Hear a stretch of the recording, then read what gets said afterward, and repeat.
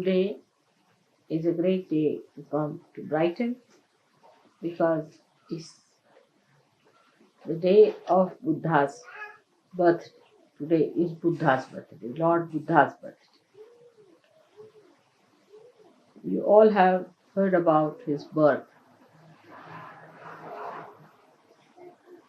and that his mother dreamt of an elephant, of a large white elephant, before the birth of Buddha. And then it was predicted that a child will be born in your family who will be either a great saint or a very great king, as in Sanskrit called Chakravarti, means the one who is the ruler of the whole world. So the father got worried and he thought he must get the son involved into the family life, into material life, and give him all the pleasures of life. So he built a very special place for him, beautiful palace to live in. And where he got married to a girl called Yashodhara, was a very, very beautiful woman, gave him all the pleasures of life, everything that he could do to entice this boy away from asceticism. Also, you know the story of his going one day on the road, how he found three types of people, and how he felt that why a person should become old, why should a person suffer in life, and why should people die. So all these three things put an inquiry into himself, and he started trying to understand why these things happen to human beings. With this, the inquiry started. So he reached a point where he could not bear any more the comforts and all the attachments that were entangled around him by his father. He had a son whose name was Rahul, and he left the son and the wife in the search of the truth. Now, he started from a wrong end, I should say, for the search of the truth, because he wanted to know why there are miseries in the human beings. And so he started from collective towards the set. When we see miseries all around us, many people have seen, they say, what about others? Will everybody get realization? Will everybody will have this? You see, this comes from the wrong end, I feel, because first of all, we must know, are we all right? Are we perfect? Are we full of joy? Have we received the absolute knowledge? If you start from this point, it's always better. Because he started from the wrong point, searching it from the collective, to remove the miseries of the people, he had to go in a very roundabout. So he read all the books and Vedas, and this he went to big pandits, to all the great knowledgeable people, to meet them, to ask them the answer why there are these three things. That is, the yoga is the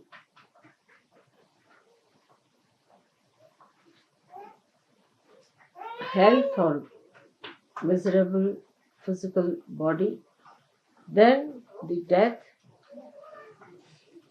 and the old age. Went and asked so many people, and they said, you have to die because you are born.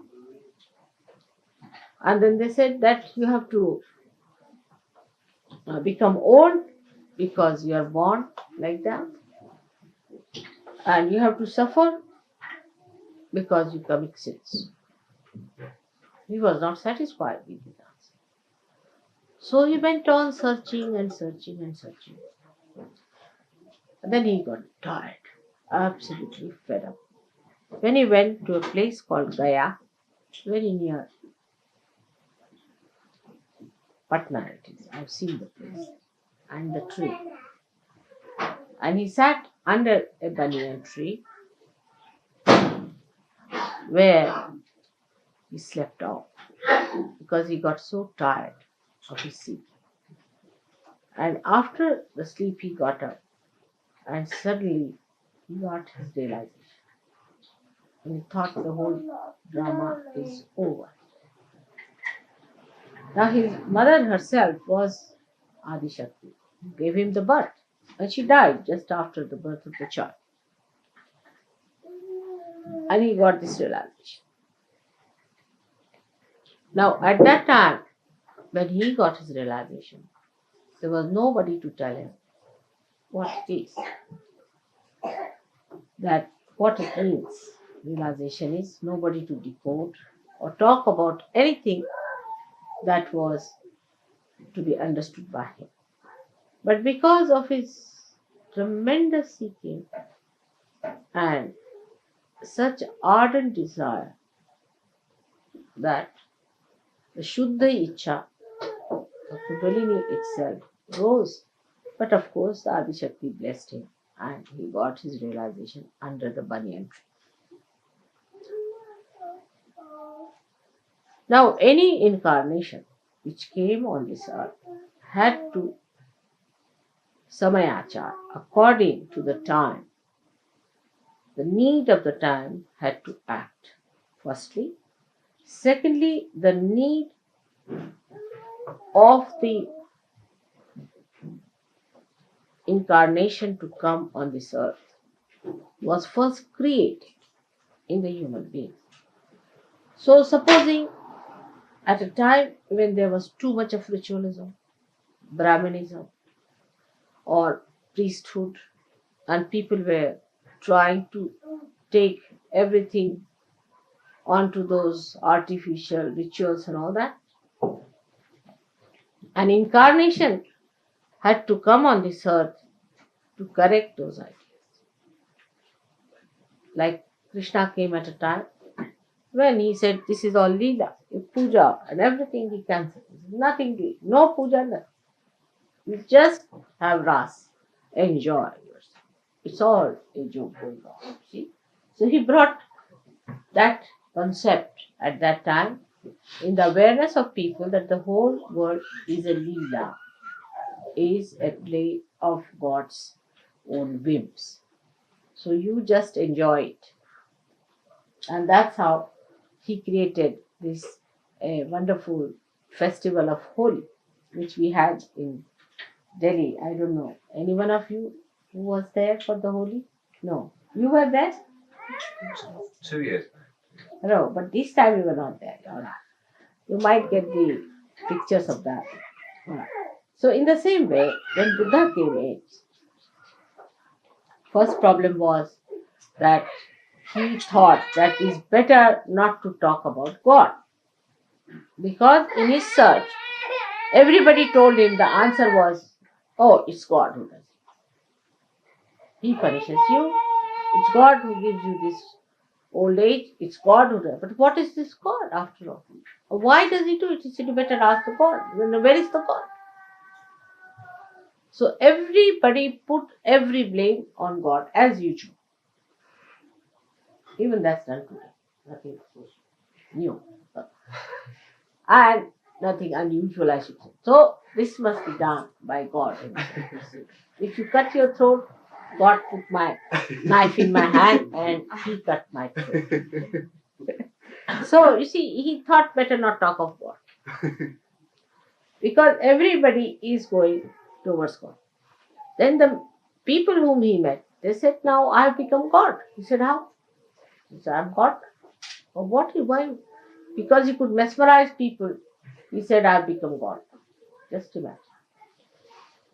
So he thought that is very dangerous to talk of God, because people take God in the hand and use it for their own purpose. Always say, oh, this is what the God has to do, and it's God has done it, and I'm in connection with God, and I'll tell God. So he got a fright, and he said, better not talk about God, because that puts the attention of the people on ritualism, artificial things. They're building temples after temples and just doing all these horrible things which one should not do. Like if you go to the south, you'll find the in the temples they shave their heads of the leaves. They shave it completely.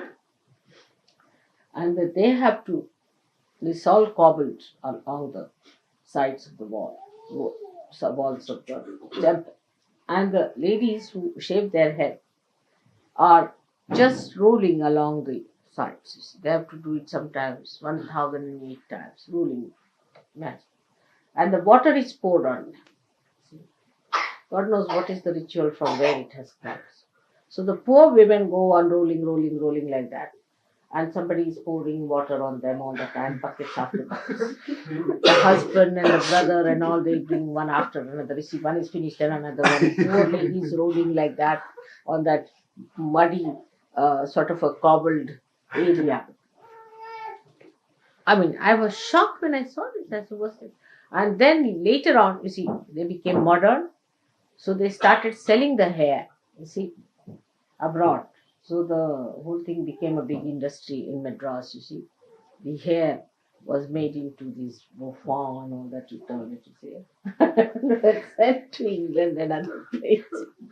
So it's, I mean, in the name of God, ridiculous things were done. Ridiculous things were done. So he just thought, better not talk about God. The first step is self-realization. He was a great Sir Yogi, I must say. Because he said, nothing doing, don't talk about God or anything. First, you get your realization. That was the first condition. Establish it. Unless and until you have established your realization, nothing doing. So he just started his own method of propagating Buddha's knowledge, or you can Buddhism, as they call it. Of course, it became ism later on. So all that he started with the idea that people should first become Buddha. Buddha means realize. Buddha is to know. So Buddha means the person who has known, means the one who is a realizer. So what he says, Buddham Sharanam Gaccham. I surrender. Sharanam means I surrender to the Buddhas, means to all the Sajogis. You are all Buddhas because you know. When you know, you are the Buddha. Now, without going into all that nonsense of renunciation and shaving your head and wearing that dress and everything, you have achieved your realization. It's a short circuit or a short path. Why? Because he started from the other side. But if he had started directly from himself, it would have been better. You see, in practical sense, I'll tell you how it is. Supposing you want to repair your house. So, you have to have instrument for that house. But supposing you are worried about all the houses of the world and you start repairing. Neither you will repair other houses nor yours. So first you must practice on yourself. Put your attention to yourself. It also is a method by which you avoid seeing the point, seeing the reality. That if you are not all right, how can you improve the whole world? So when your attention goes to other things, you must know that there's something wrong with you first of all, which must be corrected. And that's why it took him so much time to go round and round and round. He had to give up his wife, give up his family, give up everything, and get to realization. Because by giving up everything, he realized that it is he who should achieve. It's a very circuitous way. But you can just say it doesn't exist anything. First, let me get all right. That's the virtue. Now, what happened? That became a method for people to achieve God. Many people think that you must suffer like Christ to achieve God. You must renounce the world, then achieve God. Actually, renouncing the world and all that is just a myth. How do you renounce the world? It's myth. What are you renouncing? I mean, in any case, you can't carry this with you, can you? I mean, can you even carry, I would say, even a thread? Nothing. When you come like this. You are born closed fist. When you go, the hands are like this also. Have you ever seen a dead corpse? The youngest has his hands like this. Nothing happening. Just going like this. So you don't take anything from here. So this renouncing this, I renounce that, I renounce that, I give up this, I give up my wife, I give up that. Has no meaning. Because it's a state of mind in which your being becomes, I don't know the English word for that, which doesn't stick to something. What is it called? No. You see, any substance that doesn't stick to anything. I mean, we have all kinds of stick class. Unattached. Unattached. No, but that quality. It's a quality of the temperament which doesn't stick to it. Doesn't stick to anything. I mean, you put it here, it will come out. You can say the soap or something like that. Like mercury, mother. Huh? Like mercury, it just flows. Like mercury. But mercury also you can apply sometimes with heat. But this is something beyond mercury. It's absolute. Which doesn't stick to anything. You see? You just become like that. Oh, you do wear this, you wear that, you have this, all right. You are never. The name of the goddess is Nirmama. Nirmama. That for her, nothing is her own. You see, she doesn't stick to it.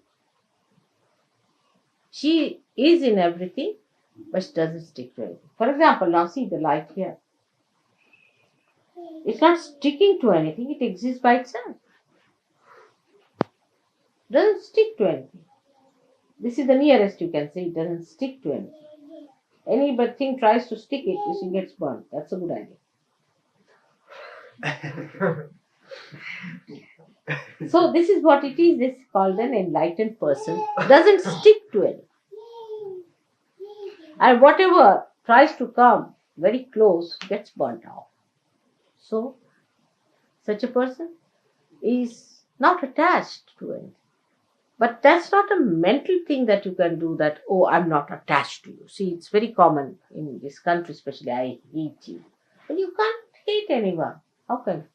And nor can you love anyone because the attachment cannot give you both the qualities. You see, because you are attached to someone, you say that you hate, simultaneously you are loving them. Because these are the dual qualities of attachment. See? So once you have attachment, you have both things. One moment you hate, another moment you love, another moment you hate, then you love and you don't know what's the matter with yourself. But the thing is, the quality of the mind is such that it is either getting attached mentally or either getting detached mentally. But actually, anybody say you love someone very much. No, you don't even die together. Whatever you may try, you cannot die together. One person has to die earlier, another has to die later. So the answer to his question that he asked was, why all these things are caused? So he said, it is because of desire. Because of human desire. all problems are caused, like the death, like the uh, old age, or the sickness are caused by desire. Now see in Sahaja Yoga language how we should understand him. Is the desire, as you know, is the left side. Left side gives you death. When the left side is very much used, you get to death ultimately when it is exhausted. When the left side is out, desire, you also get sickness. And when the left side is used too much, you get your old age. Of course, the right side is the one which does it, but the left side is the originator. If you have no desire, you won't go into the right side. First is the desire. The starting point is the desire. He reached the point all right, but he didn't clearly say what desire means. Desire means the left side. When we have the pure desire, which is the Kundalini, then all these things are neutralized.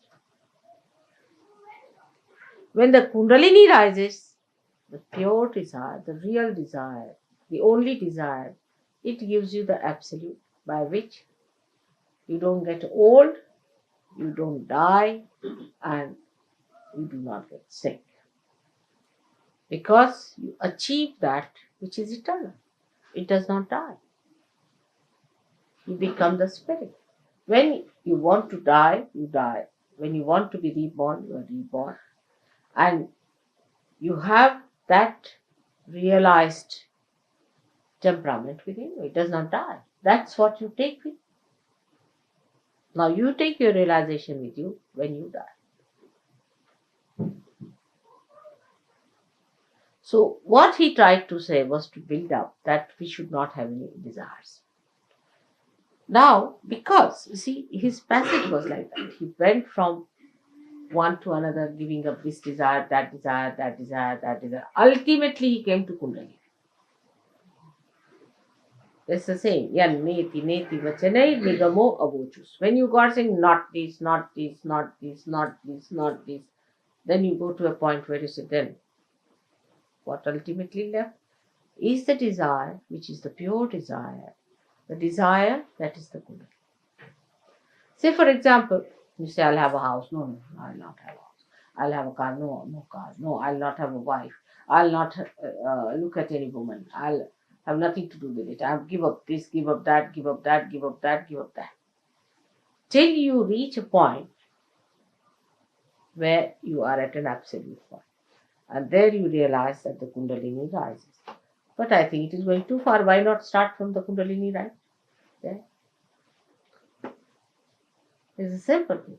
So Sahaja Yoga is the other way around stuff. Is that you better start from the Kundalini and neutralize all your left side.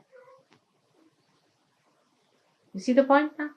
That's why Budha was always regarded as an atheist. He was not. He was not an atheist. But as a matter of policy, he and Mahavira, they were contemporary.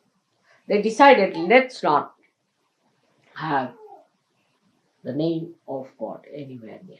Because once you start the God business, big philosophies are built and people just start claiming it. I mean, they become that. Actually, anybody who reads Gita becomes a sort of a Krishna. Shri Krishna himself is the way he talks. People, you can be shocked the way they talk. As if they are Shri Krishna giving an advice to Arjuna, sitting on a chariot. They behave in that manner, their style is like that. I met one fellow called Chinmayanand. And I was amazed, the way he was talking. I was surprised. I mean, he was just behaving like Sri Krishna, of course, horrid looking. But he thought he was Sri Krishna himself, you see. So that's what identification takes place with human beings. When they start talking about God or his ways and others. So he said, all right, put that out. Just talk about self-realization. That's the first step. And Mahavira joined hands with him. It helped that time very much to all the people who were in the name of ritualism. You see, they would say it's very difficult. Hinduism is the most difficult thing. You have to fast on Sunday because of the sun, Monday because of the moon, Tuesday because of the Mars. Like that went on and on. And when do you eat your food? If you have to achieve God, then you have to take your bath at 4 o'clock and do this and do that and shave your head, and then you become a sannyasi, and you can't eat this and you can't eat that and you can't do that. All those things, ritualists, they start. But he felt that supposing if you take to sannyasa, so half of your desires are finished. You are a sannyasi, you are doing God's work, and there is no need to have a family or anything. So half of your desires are finished. If you have a family, then you want to do something for the family, you have to look after your family, and all that is to be done. But he did not realize that he was a realized soul, others were not. You see, if a realized soul does that, it has no difference to him. Whether he has a family or no family makes no difference to a realized soul, because he is not attached. But to a person who is not a realized soul, supposing he'll give up his car, he'll give up his house, go to the Himalayas. There what he'll do? He'll have a hut and have a barbed thing around. Then he may think of a Georgian style of a hut. Because according to them, Georgian style is unpretentious. So we can have, after all, we are sannyasi. That's typical. I tell you, all our Western mind is behaving in that way. If you see that we should be unpretentious. You see, it's very fussy. It's the word they will use. If you put even a little, it's very fussy. They want everything to be plain, bland. You see, but what about inside? Is filled with what? This all bottled up with all kinds of rums, this, that.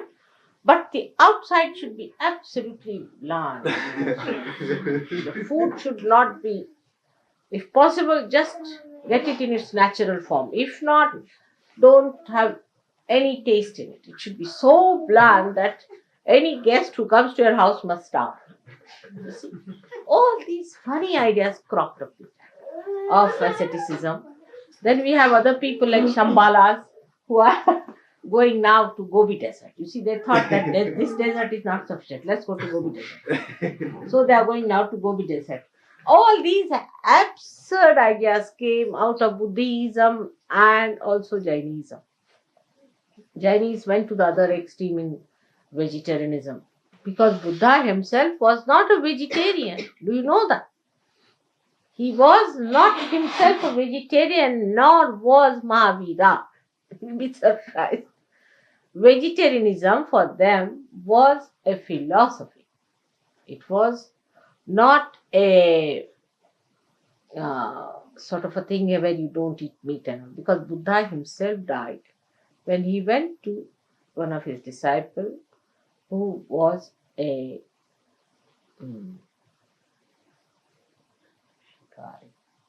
hunter. And the hunter had killed a wild boar. And he said that the wild boar has been killed just now and it will take some time to cook. It's rather half done. I mean, he being an Indian, he could not eat that half done thing, and he got diseased I think this liver or something got into problem and he died of that. See? I mean, I can't eat half done myself, you see. This is half done now. Half done is a horrible stuff, but we eat because it is unpretentious, you see, or some sort of a thing. People have idea it's not, it's very next to the nature. You see, this is what is coming, but is all deliberate. You are attached inside. Outside, if you behave like that, you are not going to become that. Like hippies have an idea, if they live like primitive people, then they become primitive. You cannot, your brain is modern. Just by living, you see, wearing a wig like a hippie, can I become primitive? I cannot, my brain is modern, you see. That's what people don't understand, that we are too deliberate. And all these deliberations can be only reduced if yourself comes into your attention. Otherwise, all these are just our mental projections. So, all this sannyasa and all these ideas came gradually. Everyone who came on this earth, people have really made a mess out of them. And Buddha's mess has gone to such an extent that if you see that, you'll be shocked. It went into many formations. But I heard from my son-in-law that he went and visited some of the caves where the very early Buddhists lived in the caves, because they were not supported by kings or anything. So they had a very bad time. And they used to live in the caves. And what my son-in-law told me, that in the caves there are writings in Sanskrit, in Pali, and in Indian script, saying that it is the spontaneous happening that can bring forth the self-realization. He's got that photographed. So it's coming forward. You see, so they knew about the Sahaja. They knew about it. But then, as every religion has gone into a mess and a lot of funny sort of, we can say, the funny sort of expressions. Also, Buddhism has gone, became Mahayana, Hinayana, all sorts of things. But one of them was called as Viditama, who ran away from India, settled down in Japan, and he started the Zen system of religion, which he kept to the spontaneous happening. That's one was preserved. Another was the Lao Tse style, who did not talk of God and of Buddha, but of Tao itself, the energy, or we can say about the Adi. So these two good things came out of it. While they searched back into the history of China, and they found out the Adi Shakti lived many years back there as Kuan Yin. And that's how Kuan Yin was established as a goddess for many Buddhists. Now then, Buddha also got into another form, because there was a big competition between Hindus of those days, and the Buddhists. So they wanted to form. For ordinary people, it's very difficult to understand the philosophy. So they thought that we should have Buddha expressed as he has been and he will be. So they formed their, see, as you say, he's a Maitreya is going to come, the future Buddha is Bodhisattva, and they started making his statues and everything. So they made Buddha as the god and started using him to represent the divine power, giving him forms and things. And like that, many things happened. But Buddha himself was so much frightened of the ritualism that they said, you should not worship anything, you should not build any temples. So, you see, the loophole was found out. If temples are not to be built, we build stupas. Now, in the stupas, they put the tooth of Buddha. Of course, that was sensible to do, I must say. But of course, Buddha had said not to do it. And they put it there. He had two disciples called as Sariputta and Mogala. They were very good disciples of his. And their bones were collected after they were burnt out and were put in the stupas. That was something definitely sensible to put them there. Of course, the bones and all these things should not be disturbed, because it's not good. It creates a problem for the body.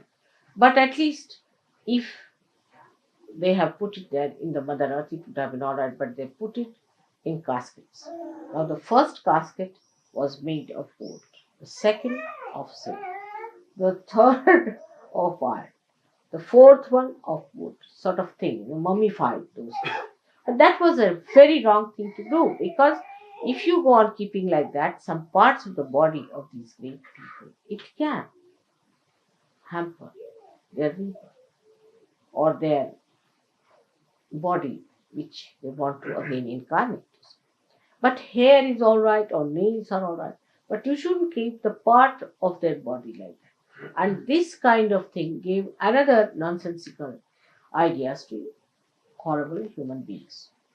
What they did, that they thought that if we have to keep some part of the person who died like divine person, why not we cut the hand of someone and like that. So in Tibet and all these places, especially in Ladakh, see, they used to cut the hands of the people when they died, and big ritual for the dead, and then they started going towards the dead. So they started moving towards the left side. Most of the Buddhists moved to the left side, which was absolutely prohibited by Buddha, because he is on the right side. He said, cut down your desires. Do the karmas without the desire. This was his idea. Activate your right side without the desire. This was his philosophy. But all of them are left side. They have desires, not only desires, but whatever they do it out of desire.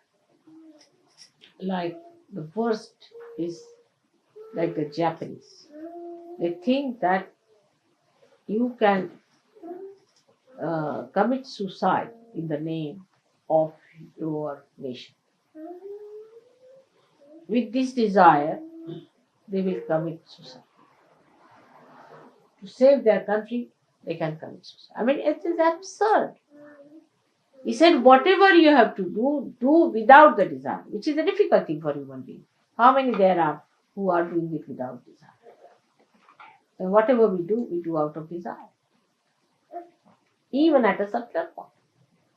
Even when we do puja, we do with the desire that our vibrations will improve.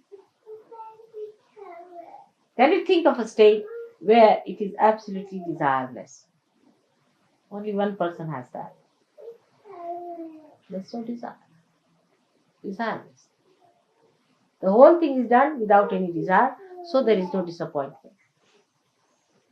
There is no unhappiness.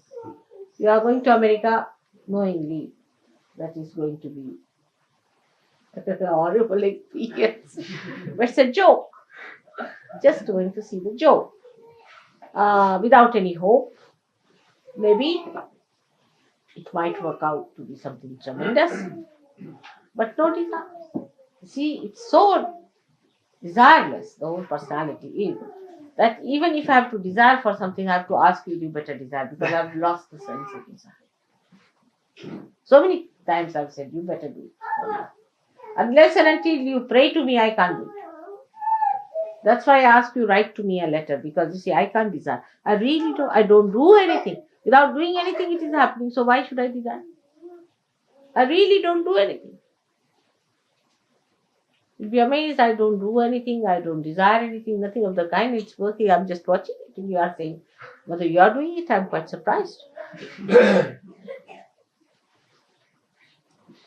That is Tao. If you read about Tao, it is said that it doesn't do it, but everything works out. So this is what he said, which was all Sahaja, that you have to be desireless and do everything, and he is the one who controls our ego. Because if you have no desire, you will have no ego either. Ego is only built up when you have a desire to do something. That is, you just do it for fun, just for joy, just for doing. Then how will you build up ego? You cannot. Like an artist is painting just for fun and throwing it. Creating something just for fun. That's what God is. Not with a desire to achieve something. I mean, the desire is so gross, can be extremely gross. It can become subtler and subtler and subtler. That's a good way. But it can be very, very gross also. Like some people can believe that, you see, I should paint it because I'll get so much money.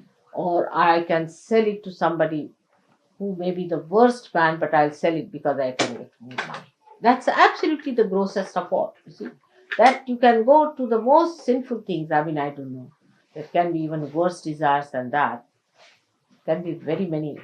But on this auspicious day, we should not think of them, which are there like that. But minimum of minimum, if we come, just do your puja just for the joy of it, not with any desire.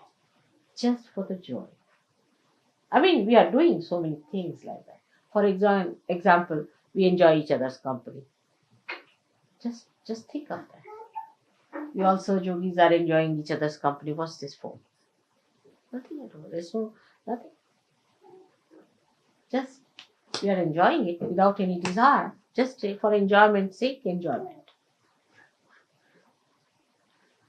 When that purity comes, you see, in our temperament, that we do everything without any desire, we have got rid of our ego.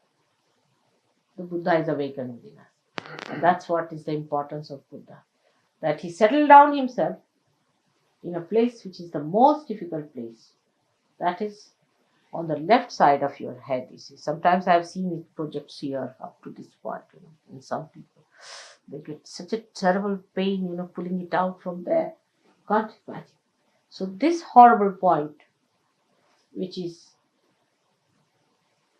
so funny, it is sometimes it can blow up like that. You see, sometimes it can pierce through. It's a horrible one, which all of you have developed quite a lot, you see. And it takes its forms in different ways and methods. For that, we have to say, Buddham Sharanam Gacchami. Means we surrender ourselves to Buddha. Then what does he say? The second one is very good. Sangham Sharanam Gacchami. I surrender myself to collectivity. Sangham. Sangha is the collectivity. I surrender myself to collectivity. Ego goes down.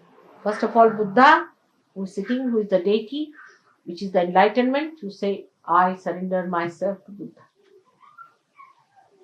Secondly, you say, I surrender myself to collectivity. Egoistical people cannot surrender. So, I surrender myself to collectivity. So, we say, Sangham Sharanam Gacchami. It is to Virat. It is the third one. Buddham Sharanam Gacchami, Sangham Sharanam Gacchami. The third one, Dhammam Sharanam Gacchami. Dhammam Sharanam Gacchami. Dhamma means the religion, the balance. I surrender myself to religion, which is essence of it. Or you can put it the other way down, that Buddham Sharanam Gacchami, Dhammam Sharanam Gacchami, Sangham Sharanam Gacchami. That's all. If you have achieved it, then we can talk of God, not before that. So these three things are to be achieved. We would put it in a Sahaja Yoga way like this. First of all, Dhammam Sharanam Gacchami. I surrender myself to my virtues. All desires can be surrendered to your virtue. Is it virtuous to do like this? You can. If you are brought up that way, you will just not do it. You will have no desires to do something that is not virtuous and righteous. You will just not do it. So, Dhammam Sharanam Gacchami. Then you should say Buddham Sharanam Gacchami. Means I surrender myself to my enlightenment. This is the second state when you are ascended. Surrender myself to enlightenment. Enlightenment that I have got to my spirit. Is the spirit who is going to guide. No more my physical, mental, emotional, nonsensical temptations. But what is the spirit? And thirdly, the Sangham Sharanam Gacchami, to the collective, to the whole, to the Virat. This is the way we have to work it out. So ultimately reach the same point. That let me start it from myself. From myself to others, not from others to myself. It's like treating the tree from outside, not from the roots.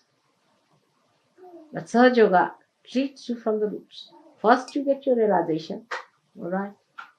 Then you learn how to surrender yourself to your dharma. Then you become collectively conscious. Collectivity is a temperament. It's a sense of enjoyment that you get in the collective living. Unless and until you have that, you are not achieved.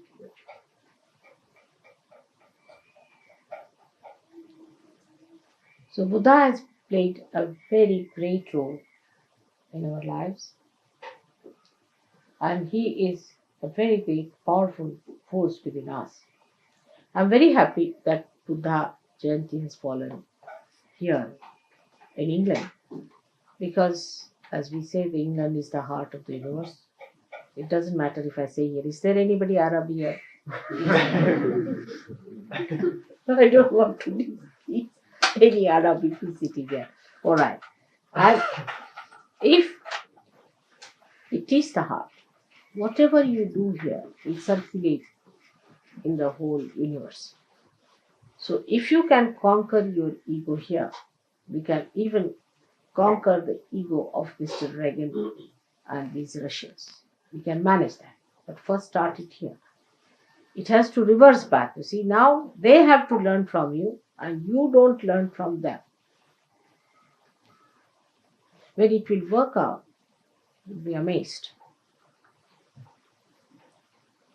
Ego is the only problem I always face, reaching their hearts. If ego is removed, everything will be all right. So for us, the great mantra is Buddham Sharanam Gacchami. These three mantras you must say every day, I think, to get rid of this horrible ego. Now, any questions on Buddha you have? I've made it in a short way. The whole life history is very difficult.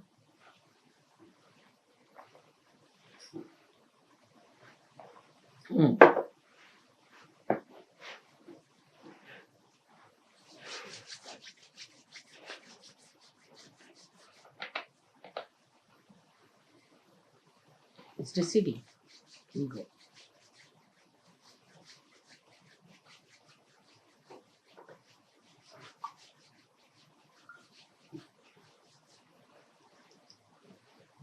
English are wise people, sound people.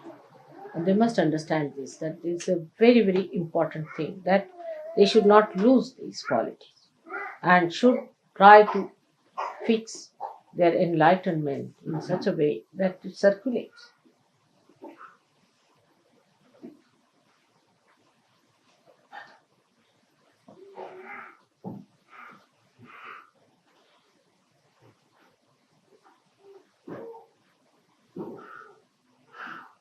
Any question?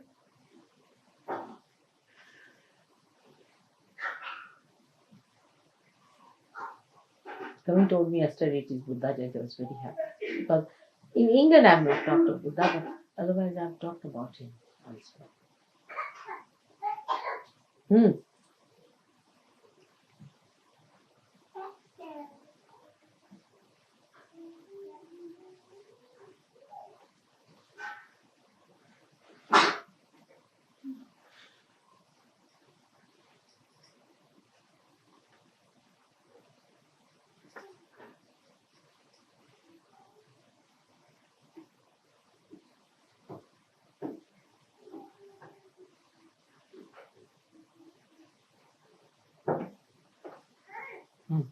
So now, that's why I wore, you see, a Buddha shawl.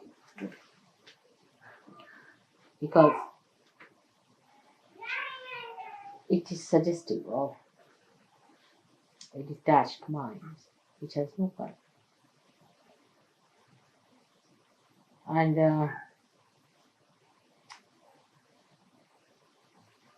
there could be a personality which is colorless. But you can have it covered with colors to make others happy. So, when you are a realized soul, whatever you do is natural. Whatever you do. If I am wearing this, now I'm a Buddha. When I take it out, I'm Adi Shakti. It's not a drama. It's a fact. But if you are not a realized soul, before that, whatever you do is just a drama. For example, this is an artificial thing. I put my hand there, anything, nothing will burn. But if it is real, it will definitely burn whatever I make on. It's like that.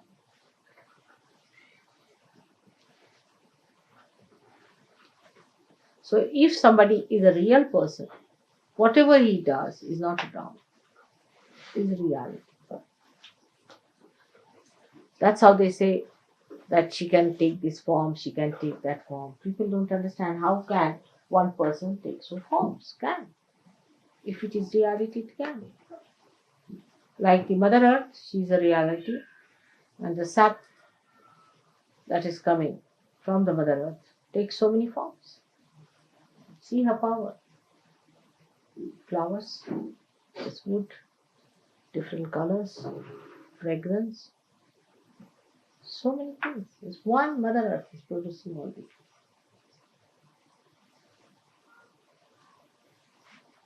Because she's reality. The reality in her can produce.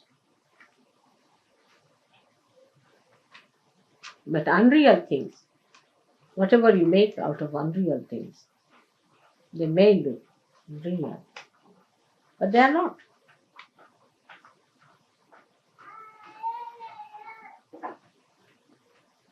So now let us have the puja. And for the rituals also he said, because most of them were unrealized souls in those days, that they whatever puja did was unreal. It was not real. Had no meaning. It was giving no effect. See, worshipping a person who is unreal, or any deity who is unreal, or those who were not real people, the realized souls. What's this of unrealized people worshipping? I mean, I would not allow any unrealized person to worship me at all. You see, I always tell people, unless until they are perfectly Sahajogis, you know them, they are good, please don't bring them for puja. It's troublesome to me, much more than to them. You see, they also feel obliged, as if, you see, they are obliging me. They think so, by worshipping me, I don't know. But they don't know how much they are troubling by coming here without realization. So the ones who haven't got realization are really troublesome. They don't help. So the myth some people have that if they come to a puja before realization, they'll get realization. It's not true. Should not bring anyone who is not a realized soul or who is not a Sahajogi to a puja. It's troublesome, and that person also starts doubting this, that. It's better not to do such a thing, because also such a person is half-baked. So no use giving me half-baked cakes and spoiling the half-baked cake also permanently. Because if you take out a half-baked cake, see, it's spoiled forever. I can't eat it, nor you can bake it again. So what's the use of bringing somebody who is half-baked? Alright? So from next time, also this is out of compassion you do it. I know you do it out of compassion. But this is not wise. It doesn't help me, nor it helps others. Alright? So from next time, also any time, you must find out a circular saying that unless and until you are sure about the realization of a person that is got a realization, you should not call them for the puja. They are no good for mother and they are not good for themselves. Because they become, you see, doubting or something. And you cannot really give them realization after that. You remember your friend had the same problem. Who was he? Nick or something. Alright. So now we can, Kavin, you can do the Ganesh Puja.